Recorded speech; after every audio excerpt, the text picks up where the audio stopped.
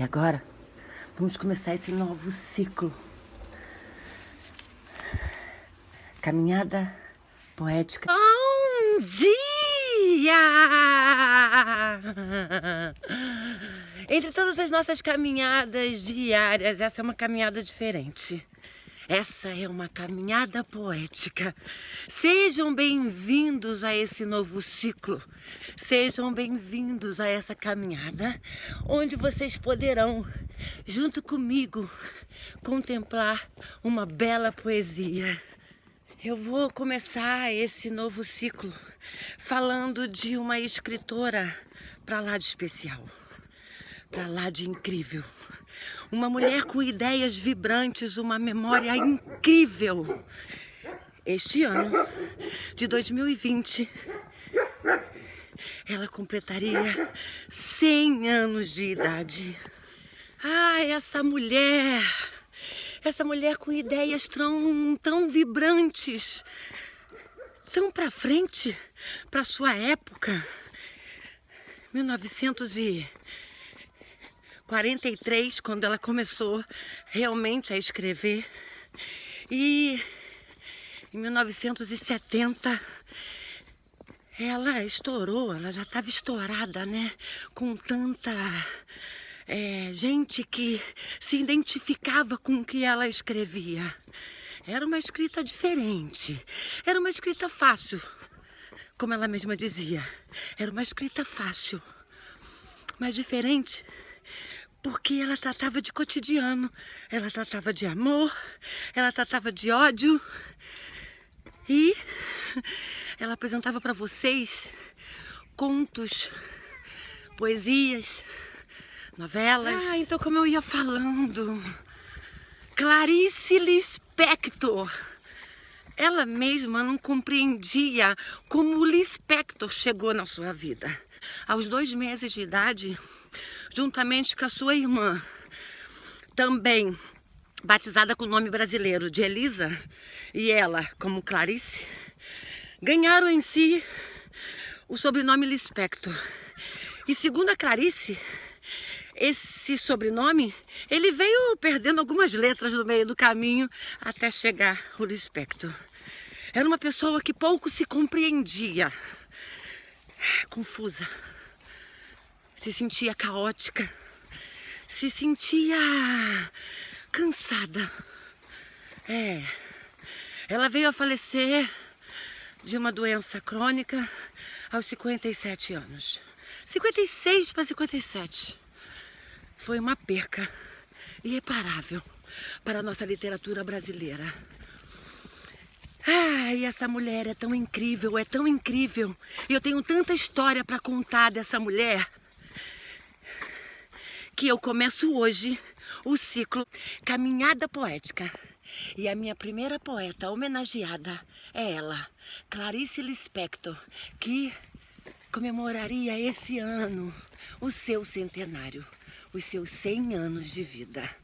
Então vem comigo que tem poesia de Clarice Lispector.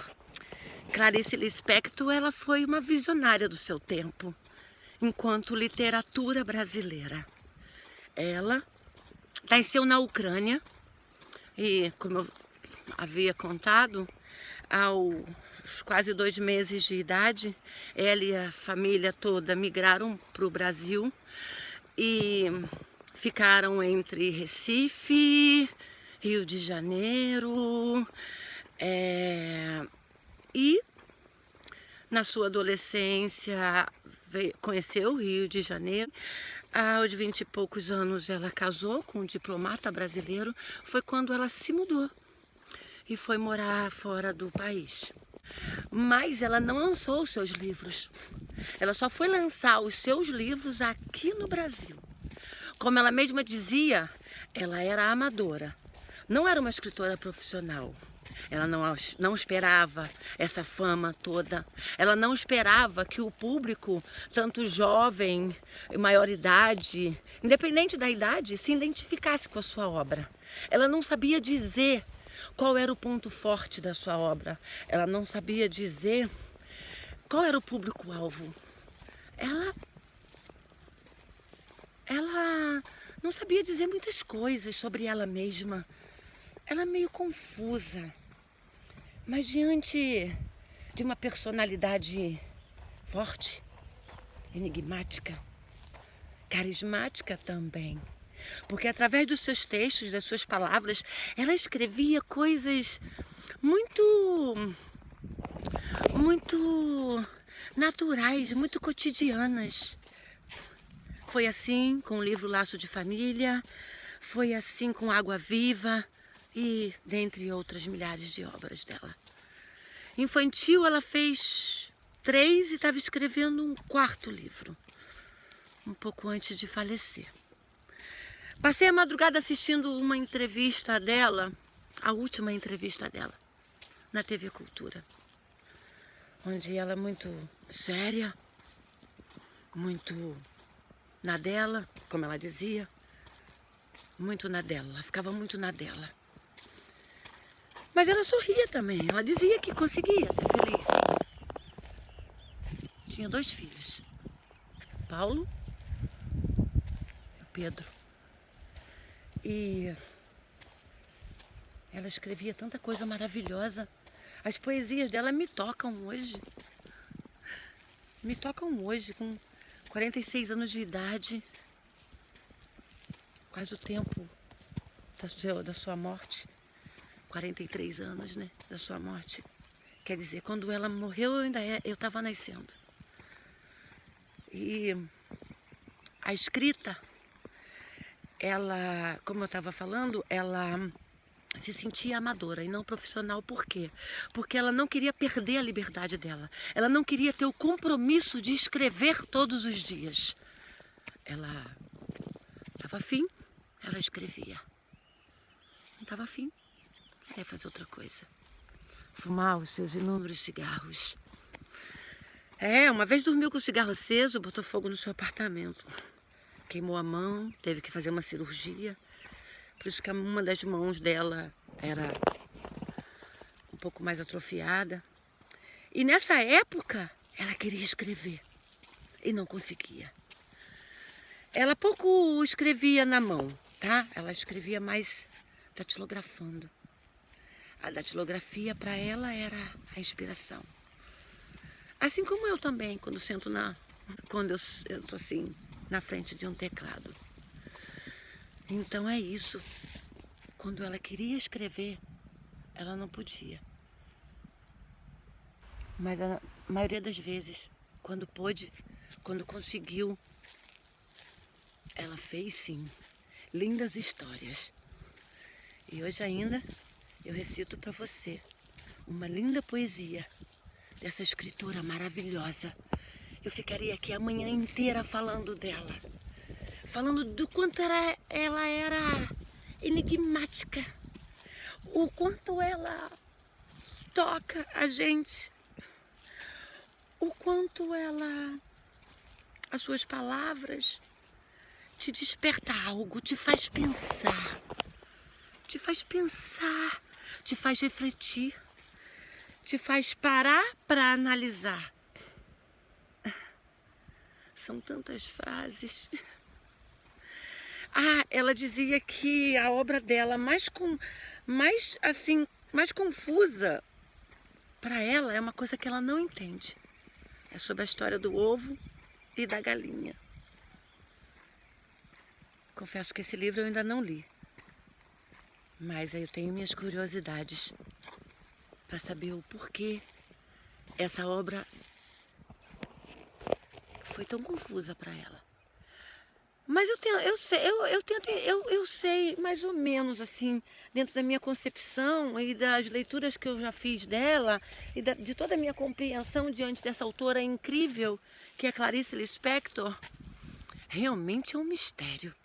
O ovo e a galinha é um mistério. E assim era Clarice Lispector, exótica e misteriosa.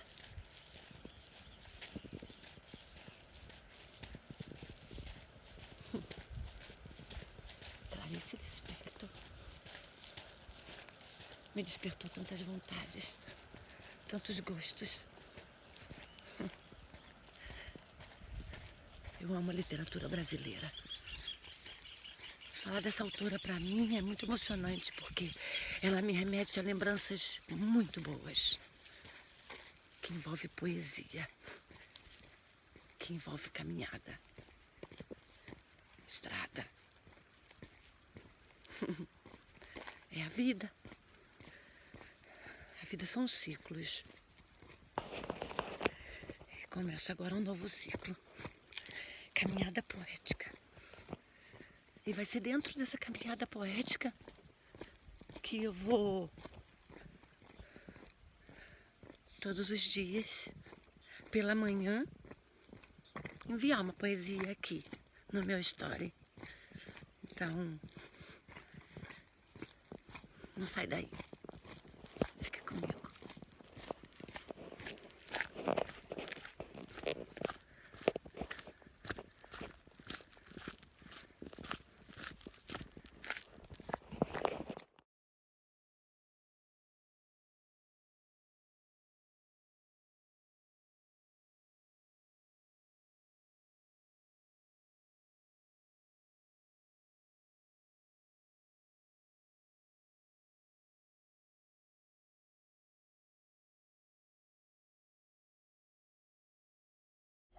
Ah, hoje de manhã nós abrimos um ciclo novo, um ciclo incrível.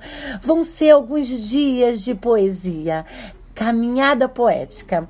E hoje, pela manhã, eu abri contando de Clarice Lispector, ela que comemora esse ano, em 2020, centenário. Ela completaria dia 10 de dezembro de 2020, 100 anos.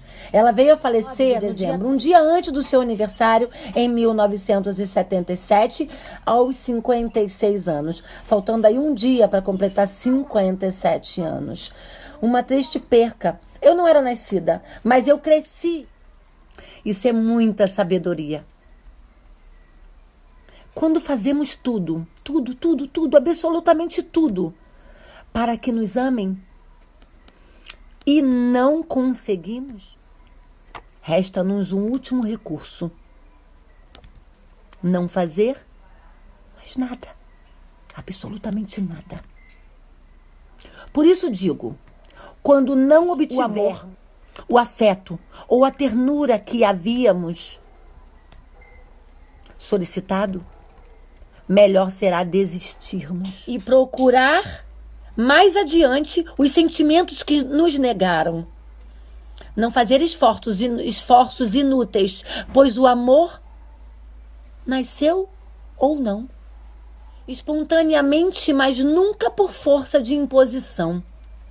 Às vezes, é inútil esforçar-se demais. Nada se consegue. Outras vezes, damos e o amor se rende aos nossos pés. Os sentimentos são sempre uma surpresa. Nunca foram uma caridade mendigada, uma compaixão ou um favor concedido. Quase sempre amamos e desprezamos quem melhor nos quer. Assim repito, quantas vezes forem necessárias. Quando tivermos feito tudo para conseguir um amor, resta-nos um só caminho. Aquele antes dito, o de mais nada fazer.